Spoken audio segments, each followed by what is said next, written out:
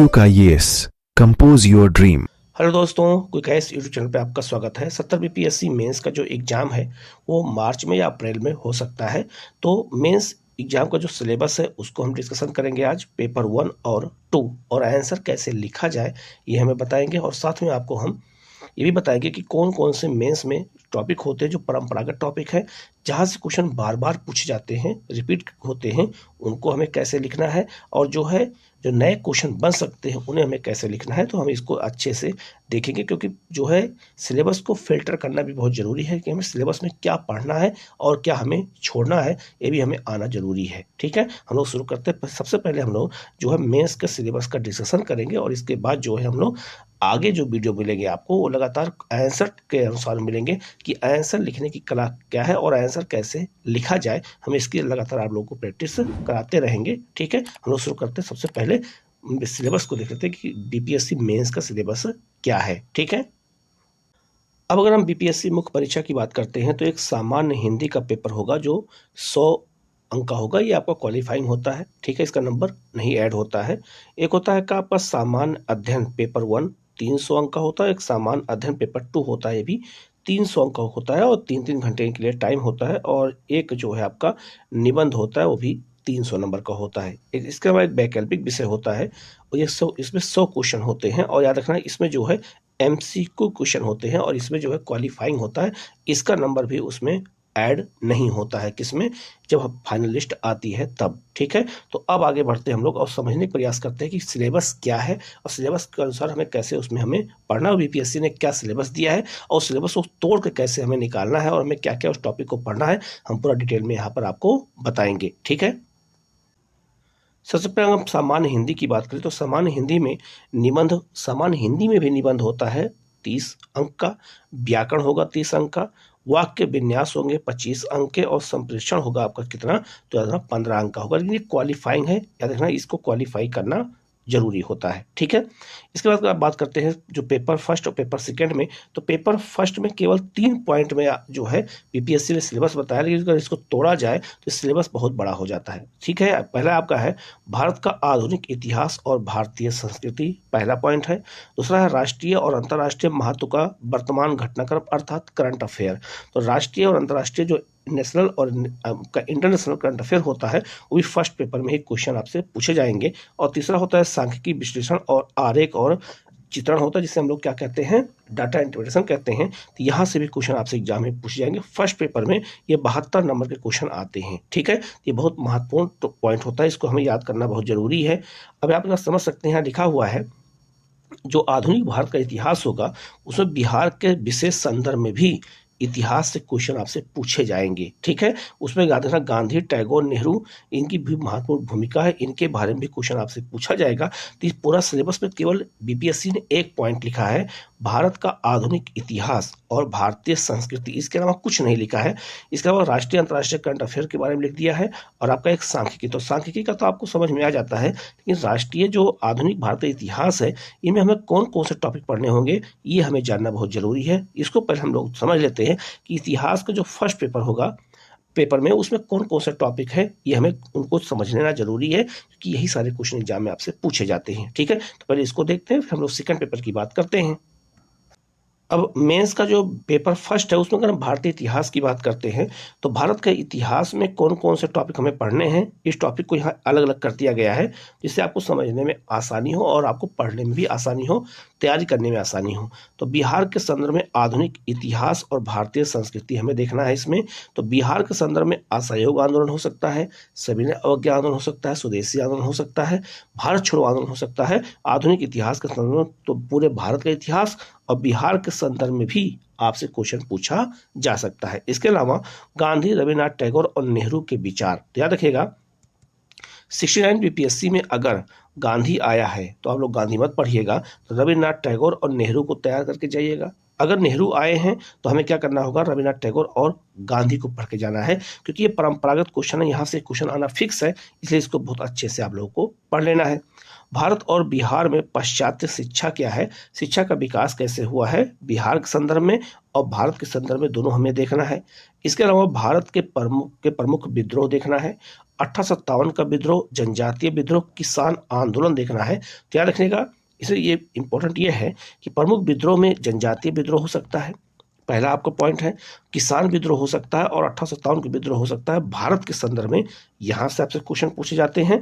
और उसी तरह से बिहार के संदर्भ में भी 1857 का विद्रोह जो हुआ था, यहाँ से भी क्वेश्चन आपसे एग्जाम में पूछे जाएंगे। इसके अलावा बिहार के संदर्भ में जनजातीय विद्रोह कौन कौन से हुए हैं, जैसे संथाल, तो एक बार संथाल विद्रोह पूछा जाता है, तो एक बार जो है कोल विद्रोह पूछा जाता है और एक बार मुंडा विद्रोह पूछा जाता है। अब ये 3 विद्रोह को अगर आप लोग जो है कम से कम 5 बार अगर लिख लेंगे तो आपको ये एक एक पॉइंट बिल्कुल क्या हो जाएगा, याद हो जाएगा। और इसको लिखने का तरीका मैं बताऊंगा, अब लगातार हम वीडियो आप लोगों को प्रोवाइड कराएंगे और उसमें एक एक क्वेश्चन की हम लोग डिस्कशन करेंगे। जैसे मान लिया हमने आपको संथाल विद्रोह के बारे में डिस्कशन करूंगा कि संथाल विद्रोह के संदर्भ में क्वेश्चन हमें कैसे लिखना है, कोल विद्रोह के बारे में बताऊंगा, मुंडा विद्रोह के बारे में बताऊंगा। तो सारे क्वेश्चन मैं यहाँ पे आप लोगों को, चाहे परंपरागत हो और चाहे आपका ट्रेडिशनल जो भी क्वेश्चन आने वाले हों, हम सबको एक साथ यहाँ पे कराएंगे, लगातार आपको वीडियो मिलता रहेगा, ठीक है। तो याद रखना ये 3 विद्रोह बिहार के संदर्भ में हमेशा पूछा जाता है, संथाल विद्रोह, कोल विद्रोह और मुंडा विद्रोह। जो 69 में बीपीएससी में नहीं आया है उसको हमें अच्छे से तैयार कर लेना है, वहां से क्वेश्चन फंस जाएगा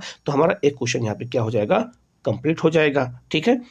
उसी तरह का देखा जाए तो बिहार में किसान आंदोलन, चंपारण सत्याग्रह, यहाँ से क्वेश्चन पूछा जाएगा, क्योंकि सिलेबस में तो केवल एक पॉइंट लिखा है, लेकिन उस सिलेबस को तोड़ने के बाद हमें क्या क्या पढ़ना है ये हमें जानना जरूरी है। बिहार के संदर्भ में असहयोग आंदोलन, बिहार के संदर्भ में सविनय अवज्ञा आंदोलन, बिहार के संदर्भ में भारत छोड़ो आंदोलन, जिसकी चर्चा मैंने ऊपर किया था, ये सारे टॉपिक को आपको यहाँ पर पढ़ना होगा। अब इसमें जो आया हुआ है 69 में उसको छोड़ देना है और जो नहीं आया हुआ है उसको कम से कम 5 बार लिखना है, जिससे वो एक एक पॉइंट हमें याद हो जाए और एग्जाम में जाकर के हम उसको अच्छे से लिख दें। तो 5 बार लिखना बहुत जरूरी है, जो क्वेश्चन बार बार आते हैं, ठीक है। बिहार में कला संस्कृति के संदर्भ में क्वेश्चन हमेशा पूछा जाता है, तो 4 जो है टॉपिक इसमें है। बिहार के संदर्भ में कला संस्कृति के अंदर जो 4 टॉपिक कौन कौन से हैं, पहला है मौर्य कला, दूसरा है आपका पाल कला जो है, तीसरा है आपका पटना कलम चित्रकला और चौथा है आपका मधुबनी चित्रकला। तो इसमें जो आया हो 69 में उसको छोड़ देना है, बाकी को 5 बार कम से कम लिखना है। और लिखने का तरीका मैं बताऊंगा, पूरा आंसर का फॉर्मेट मैं आप लोगों को प्रोवाइड करा दूंगा, ठीक है। ये बहुत महत्वपूर्ण है, ऐसे ही हमें टॉपिक को तोड़ करके उसको याद करना जरूरी होता है। तो अगर हम जो टॉपिक परंपरागत हैं, जैसे एक बार पटना कलम पूछा जाएगा, तो एक बार मधुबनी चित्रकला पूछा जाएगा, एक बार पाल कला पूछा जाएगा, तो एक बार मौर्य कला पूछा जाएगा। अब ये क्वेश्चन परंपरागत है, अब इनको अगर हम अच्छे से तैयार कर लेते हैं तो हमारे लिए इंपॉर्टेंट ये हो जाएगा कि हमें इनको जो है लिखने में आसानी होगी और हमें ज़्यादा नंबर मिलेगा, ठीक है। तो लिखने की कला मैं बताऊंगा, शॉर्ट कैसे लिखा जाता है, क्वेश्चन लिखने में क्या क्या हमें टॉपिक शामिल किया जाता है, कैसे क्वेश्चन का ढांचा बना जाता है, स्ट्रक्चर कैसे बनता है, उस सारी चर्चा मैं आप लोगों को एक साथ जरूर करूंगा, ठीक है। तो याद रखना ये बहुत महत्वपूर्ण टॉपिक है जो मैंने आपको बताया है, इसको बहुत अच्छे से आप लोग पढ़िएगा। इसके अलावा अगर बात करते हैं तो बिहार में कला का विकास कैसे हुआ है, ये भी हमें एक क्वेश्चन बन सकता है। बिहार में पश्चिमी शिक्षा और तकनीकी शिक्षा का विकास कैसे हुआ है, एक क्वेश्चन यहाँ से बनेगा। स्वतंत्रता उपरांत बिहार में हुए सामाजिक आंदोलन कौन कौन से हुए थे, उसमें प्रमुख नेता की भूमिका क्या थी, जैसे जयप्रकाश नारायण की क्या भूमिका थी, बाबू जगजीवन राम की क्या भूमिका थी, कर्पूरी ठाकुर की क्या भूमिका थी, बीपी मंडल की क्या भूमिका थी, लोहिया, लालू, नीतीश की क्या भूमिका थी। इन सब के बारे में भी क्वेश्चन आपसे पूछा जा सकता है, जबकि इन सब के बारे में सिलेबस में कुछ नहीं बताया गया, लेकिन हमें जब हम क्वेश्चन का ट्रेडिशन देखते हैं तो ये मालूम चलता है कि ये सब टॉपिक उसमें शामिल हैं।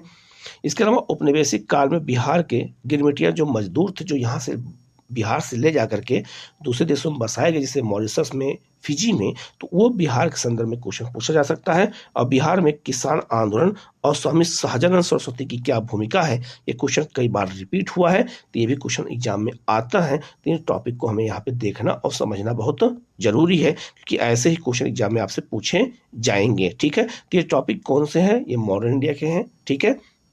इसके अलावा जो करंट अफेयर टॉपिक होते हैं उसकी चर्चा हम अलग से करेंगे, उसको हम जो है सेट करंट अफेयर जो बहुत ज़्यादा इंपॉर्टेंट है उस स्ट्रक्चर बना के वो सारा हम आपको बता देंगे, जिससे आपके क्वेश्चन गलत ना होने पाए। लेकिन आप लोग जो सांख्यिकी का पेपर है, सांख्यिकी का पेपर में आप लोग ये करिएगा कि डेली सांख्यिकी के 2 क्वेश्चन जो है आप लोग हल करिएगा, जिससे अगर वो क्वेश्चन आए तो बिल्कुल याद हो जाए, क्योंकि वहाँ स्टेप पे नंबर मिलता है। ठीक है, तो स्टेप पे नंबर मिलता है, 72 नंबर का होता है, जो आपको बहुत डिसाइड करता है आपके रैंक को लेकर के। ठीक है, आपकी क्वालिफाई को लेकर के डिसाइड करता है, ये आपके सिलेक्शन को लेकर डिसाइड करता है, इसलिए हमें इसको इग्नोर बिल्कुल नहीं करना है। तो यार जो फर्स्ट पेपर है उसमें जो 3 पॉइंट है उसका मैंने पूरा डिटेल बता दिया है। अब हम लोग सेकंड पॉइंट देख लेते हैं, मतलब सेकंड पेपर देख लेते हैं कि सेकंड पेपर में क्या हमें पढ़ना है, उसको हमें तोड़ करके हम एक एक करके आपको बता देते हैं। और ये पूरा सिलेबस आपको हमारे टेलीग्राम चैनल पर मिल जाएगा, उसका लिंक हम वीडियो के कमेंट में शेयर कर दूंगा, आप लोग जाकर वहां पर जरूर देख लीजिएगा और सिलेबस आप लोग ले लीजिएगा, जिससे आपको ये चीजें याद हो जाए। ठीक है, हम लोग बढ़ते हैं और सेकंड पेपर देख लेते हैं। आपका जो सेकंड पेपर है, तो सेकंड पेपर में भारतीय राज्य व्यवस्था, केवल एक सिलेबस में एक पॉइंट लिखा है भारतीय राज्य व्यवस्था। अब इसमें हमें क्या पढ़ना है, तो हमें सिलेबस होना चाहिए पूरा। भारतीय अर्थव्यवस्था और भारत का भूगोल, इनमें हमें क्या पढ़ना है, और भारत के विकास में विज्ञान और प्रौद्योगिकी क्या भूमिका है, उसका प्रभाव क्या है, तो हमें इसमें पढ़ना है। तो याद रखना जो सेकंड पेपर है उसमें जो है आपका Indian polity, Indian economy, Indian geography है, इसके अलावा जो है इसमें साइंस और टेक को भी शामिल किया गया है। तो सेकंड पेपर में 4 पॉइंट बहुत महत्वपूर्ण है, ये हमें देखना है। और साफ साफ इसमें लिखा भी गया है कि बिहार की राजनीतिक व्यवस्था के संदर्भ में भी क्वेश्चन आपसे पूछे जाएंगे। तो याद रखना जो 3 टॉपिक यहाँ दिए गए हैं, इसमें 4 टॉपिक टोटल शामिल है इसमें, तो ये बिहार के संदर्भ में भी क्वेश्चन आ सकते हैं। जैसे भारतीय राज्य व्यवस्था के संदर्भ में बिहार में, भारतीय अर्थव्यवस्था के संदर्भ में बिहार में, भूगोल के संदर्भ में बिहार से स्पेशल क्वेश्चन पूछे जा सकते हैं, और साइंस टेक में बिहार की क्या भूमिका है, ये भी क्वेश्चन आपसे एग्जाम में पूछा जा सकता है। इसे इसको बहुत अच्छे से देखना और समझना जरूरत है, क्योंकि यहाँ साफ साफ सिलेबस में लिखा भी है कि बिहार में विज्ञान और प्रौद्योगिकी के महत्व के बारे में भी उम्मीदवार की जानकारी की परीक्षा करें। इसमें जो है इसके बारे में भी आपको क्वेश्चन पूछा जा सकता है। तो याद रखना ये क्वेश्चन हमें देखना जरूरी है कि कौन कौन से टॉपिक हमें क्वेश्चन पूछे जा सकते हैं। तो जब तक हमारे पास सिलेबस नहीं होगा तब तक हम ये जानकारी नहीं रख सकते हैं। ठीक है, अब हम जो है सेकंड पेपर के पूरे सिलेबस का अगर हम तोड़ के देखते हैं तो हमें क्या क्या टॉपिक पढ़ना होगा ये हम देख लेते हैं। अब हम लोग अगर सेकंड पेपर देखते हैं तो सेकंड पेपर में भारतीय राज्य व्यवस्था, ठीक है, इस सिलेबस में लिखा हुआ है, और बिहार के संदर्भ में भी हमें देखना है। तो मौलिक अधिकार, नीति निर्देशक तत्व, मौलिक कर्तव्य, यहाँ से एक क्वेश्चन हमेशा पूछा जाता है। तो जो 69 में पूछा गया उसको छोड़ देना है, बाकी 5 बार सबको लिखना है। ठीक है, इसके अलावा राष्ट्रपति के प्रमुख कार्य क्या है, राज्यपाल के प्रमुख काम क्या है, और मुख्यमंत्री के प्रमुख काम क्या है, यहाँ से क्वेश्चन हमेशा पूछा जाता है। तो हमें भी इसको देख लेना है, कौन सा क्वेश्चन नहीं आया है उस पर हमें गौर करना है। विधानसभा जो है और विधान परिषद की संरचना क्या है, यहाँ से क्वेश्चन पूछा जा सकता है। उच्चतम और उच्च न्यायालय से जुड़े हुए क्वेश्चन पूछे जाते हैं। भारत की राज्य व्यवस्था में राजनीतिक पार्टियों का क्या महत्व है, ये बहुत महत्वपूर्ण है, ये भी क्वेश्चन आपसे पूछा जाता है बिहार के संदर्भ में। और भारत में क्षेत्रीय पार्टियों का क्या महत्व है और बिहार के संदर्भ में क्या महत्व है, यहाँ से भी क्वेश्चन आपसे एग्जाम में पूछा जाएगा। इसके अलावा भारत में वित्त आयोग की क्या भूमिका है, यहाँ से भी एग्जाम में क्वेश्चन आता है, तो इससे भी हमें अच्छे से देखने की जरूरत है। ठीक है, इसके अलावा वर्तमान समय में केंद्र राज्य संबंधों की चर्चा हमें करनी है। तनाव के मुद्दे कौन कौन से हैं केंद्र और राज्य के बीच में, ये देखना, यहाँ से क्वेश्चन पूछे जाते हैं। समाधान के क्या उपाय हैं, यहाँ से क्वेश्चन पूछे जाते हैं। समाधान हेतु मौजूद संवैधानिक और गैर संवैधानिक मशीनरी कौन कौन सी होती हैं, यहाँ से भी आपसे क्वेश्चन एग्जाम में पूछा जाएगा। ठीक है, इसके अलावा बिहार में जारी ई गवर्नेंस का मूल्यांकन और सुधार हेतु समाधान क्या होगा, यहाँ से भी क्वेश्चन आपसे एग्जाम में पूछा जाएगा। भारत और बिहार के संदर्भ में अगर भूगोल को देखें तो क्या क्या क्वेश्चन आपसे बन सकता है, तो याद रखना इसमें आप पूछा जाता है बिहार का भौतिक विभाजन क्या है, भारत का भौतिक विभाजन है, यहाँ से क्वेश्चन पूछा जाता है। भारत और बिहार में अपवाह तंत्र क्या है, नदियों का महत्व क्या है, यहाँ से क्वेश्चन आ जाएगा। भारत और बिहार की मिट्टी कौन कौन सी है, भारत और बिहार की कौन कौन सी वनस्पतियां हैं, यहाँ से क्वेश्चन पूछे जाएंगे। भारत और बिहार में प्राकृतिक आपदाएं कौन कौन सी आती हैं, यहाँ से भी क्वेश्चन आपसे पूछा जाएगा। तो सिलेबस को हमें तोड़ करके हमें इसी तरह के देखना है। इसके अलावा भारत और बिहार में खनिज संसाधन कौन कौन से हैं, ये क्वेश्चन पूछा जाता है हमेशा।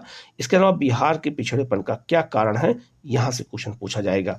भारत और बिहार में सिंचाई की कौन कौन सी परियोजनाएं हैं, भारत जो है सिंचाई के लिए क्या क्या बांध बनाए गए हैं भारत संदर्भ में और बिहार संदर्भ में। बिहार सरकार की प्रमुख परियोजनाएं कौन कौन सी हैं, ये भी क्वेश्चन आपसे एग्जाम में पूछा जाता है। इसके अलावा विज्ञान और प्रौद्योगिकी की बात करते हैं तो विज्ञान और प्रौद्योगिकी में बिहार की क्या भूमिका है, ये क्वेश्चन पूछा जाता है। संचार व्यवस्था में भारत और बिहार की क्या योगदान है, यहाँ से क्वेश्चन पूछा जाएगा, भारत के संदर्भ में भी और बिहार के संदर्भ में भी। बिहार में जैव प्रौद्योगिकी का विकास कैसे हुआ है, यहाँ से क्वेश्चन आ सकता है और मतलब आते हैं, सिलेबस में दिया गया है।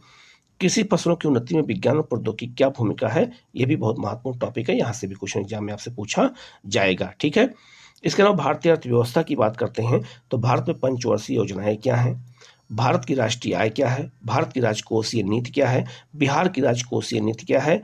ठीक है, ये सारे क्वेश्चन यहाँ से हमेशा पूछे जाते हैं, इन सब टॉपिक को हमें अच्छे से तैयार कर लेना है। ठीक है, इसके अलावा भारत सरकार की प्रमुख योजनाएं परियोजनाएं कौन कौन सी हैं और बिहार सरकार की प्रमुख योजनाएं परियोजनाएं कौन कौन सी हैं, हमें दोनों के संदर्भ में अच्छे से देखने की जरूरत है। ठीक है, इसके अलावा लघु और सीमांत उद्योग क्या है, एमएसएमई के क्षेत्र में बिहार क्या भूमिका निभा रहा है, यहाँ से क्वेश्चन आ सकता है।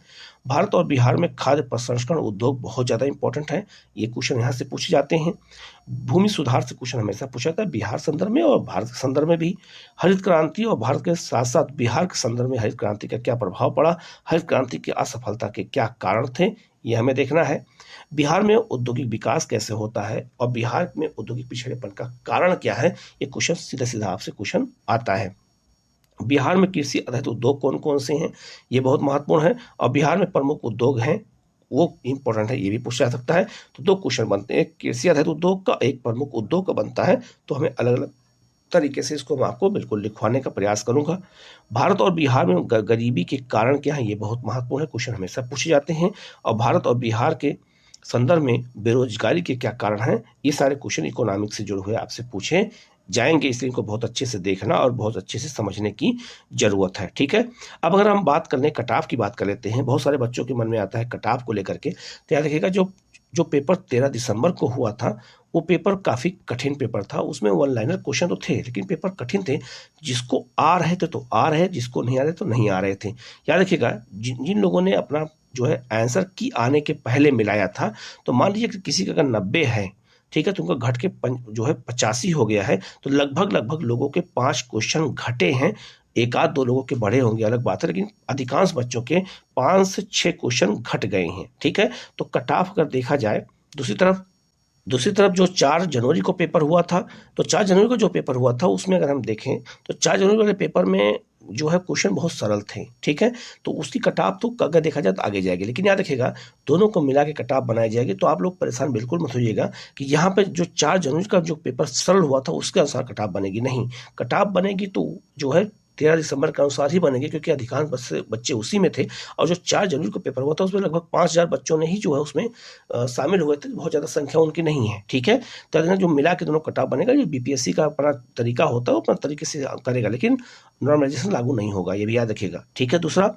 याद रखना जनरल कैटेगरी में जिनका 85 क्वेश्चन है या 85 प्लस है, वो अपना जो है मेंस की तैयारी शुरू कर दें। ठीक है, उसी के अनुसार कट ऑफ सबकी बनती चली जाएगी, तो जिनका 85 क्वेश्चन अगर जनरल में है और 85 प्लस सही है तो अपना जो है मेंस की तैयारी शुरू करें। याद रखना क्वेश्चन जिनको आ रहा था तो आ रहा था, जिनको नहीं आ रहा था बिल्कुल नहीं आ रहा था, उसमें हम गेस नहीं कर सकते। जैसे क्वेश्चन था कि जो है डोनाल्ड ट्रंप के ऊपर गोली कब चलाई, मतलब कहाँ चलाई गई थी, तो वो बिल्कुल क्या था, स्ट्रेट फॉरवर्ड क्वेश्चन था, तो उसमें ये था कि आ रहा है तो आ रहा है और नहीं आ रहा तो नहीं आ रहा है। याद रखिएगा आप अपने मित्रों से दोस्तों से भी अगर आप बात करेंगे, अगर ईमानदारी से बताते हैं तो आंसर की आने के बाद 5 क्वेश्चन सबके घटे हैं, बढ़े नहीं हैं। ठीक है, और मैंने बहुत सारे बच्चों से बात किया है, बहुत सारे बच्चों की बात करने के बाद मैंने जो है ये कट ऑफ बताया है कि 85 प्लस से ज़्यादा कट ऑफ नहीं रहेगी, आप देख लीजिएगा। ठीक है, तो आप देखना 85 और 85 प्लस जिनका नंबर है वो पे तैयारी शुरू कर दे मेंस की। और याद रखना इसके पीछे एक कारण और भी है, क्योंकि जो याद रखिएगा 2000 लगभग 2000 सीटें हैं, तो 2000 सीटें अधिक हैं, और रिजल्ट क्या है, रिजल्ट ज़्यादा आना है, तो इसका मतलब अगर सीटें ज़्यादा हैं तो कट ऑफ अपने आप नीचे आएगी। और पेपर कठिन था, जो 13 दिसंबर को पेपर हुआ था वो कठिन था, पेपर आसान नहीं था, सबको चाहे जो जितना भी चिल्लाए बोले, लेकिन पेपर कठिन था। ठीक है, आप लोगों को भी लगा होगा कि नहीं पेपर में अगर क्वेश्चन आ रहा है तो आ रहा है और नहीं आ रहा तो नहीं आ रहा है, तो आप लोग घबराने की जरूरत नहीं है। जिनका 85 प्लस है वो पे तैयारी करें, क्योंकि सीट बहुत ज़्यादा है और रिजल्ट जो है ज़्यादा रिजल्ट आएगा और कट ऑफ कम रहेगी, कट ऑफ ज़्यादा नहीं रहेगी। तो आप लोग तैयारी बहुत अच्छे से कीजिएगा जो है, और लगातार अब हम लोग आप लोगों को मेंस के टॉपिक को कराएंगे, आंसर कैसे लिखा जाता है इसके बारे में बताएंगे। तो आप लोग चैनल को सब्सक्राइब जरूर कर लीजिएगा, जिससे इस तरह का जो है क्वेश्चन फॉर्म की चीज़ें आपको मिलती रहें, और हम सारे क्वेश्चन टेलीग्राम पे भी आप लोगों को प्रोवाइड कराते रहेंगे, और लगातार मैं आप लोगों को क्वेश्चन भी देता रहूँगा। आप लोग क्वेश्चन लिख करके हमारे टेलीग्राम पे, हमारे व्हाट्सएप पे भेज देंगे, और मैं जो है बिल्कुल निःशुल्क चेक करके आप लोगों को बता दूंगा, ठीक है। तो आप लोगों को जो है एक तरह से ये मिल जाएगा कि हम क्वेश्चन कैसे लिखें, तो वो भी आइडिया आपको लगातार होता रहेगा, मैं बताता रहूँगा, ठीक है। तो आप लोग चैनल को जरूर सब्सक्राइब कर लीजिएगा। Okay, thank you.